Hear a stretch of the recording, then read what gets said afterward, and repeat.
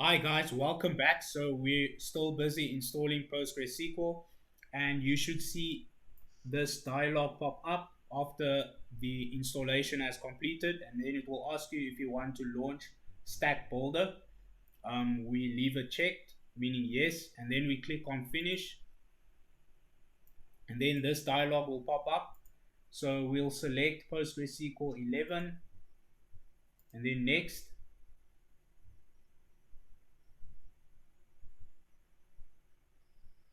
So now we wait until Stack Builder gives us a list of options which we can download and install. So this might take a while. I'm not sure. We shall see.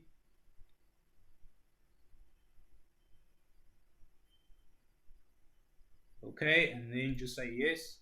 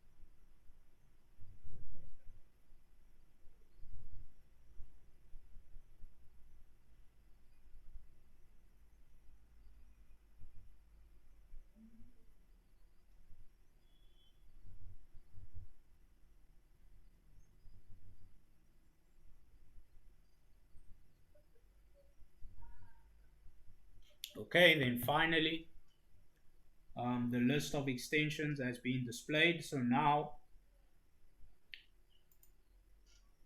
we click on this drop down. So we check on pgagent,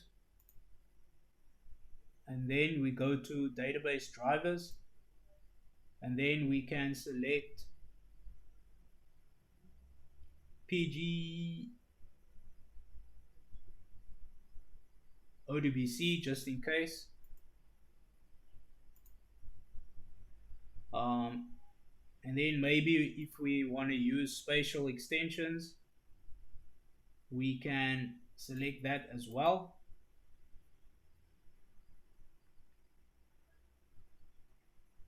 Okay, so that should be fine. Actually, I don't think we even need spatial extensions at this stage, so we can just leave the ODBC driver as well as pgagent, and then next.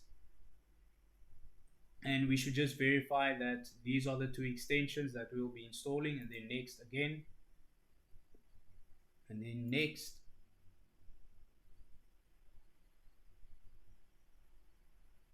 And this dialog should pop up telling us that it will install pgagent. Say yes, next.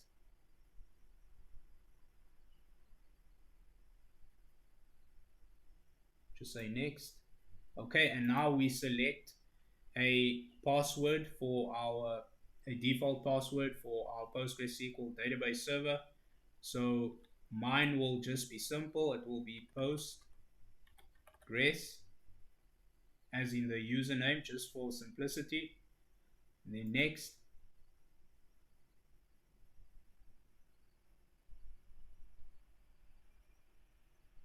Just say yes, upgrade, whatever.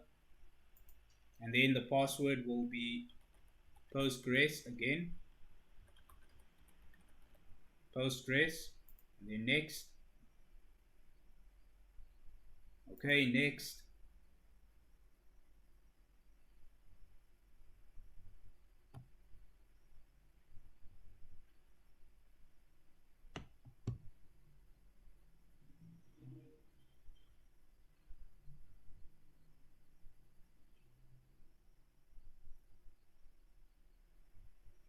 Okay, so once that is done, we click on finish. So the agent just manages some back-end processes for our PostgreSQL database server, and then we should see another dialog pop up for PostgreSQL ODBC. So this is the driver that applications use to connect to PostgreSQL. So just in case we need this, that's why I selected it in Stack Builder so that we have it on our PC. Okay, next, next, next.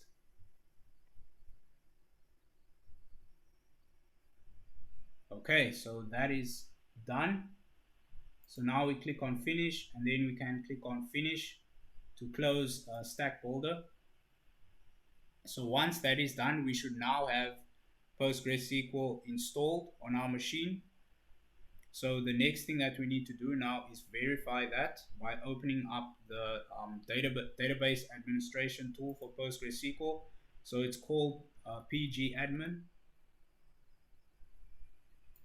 Click on that.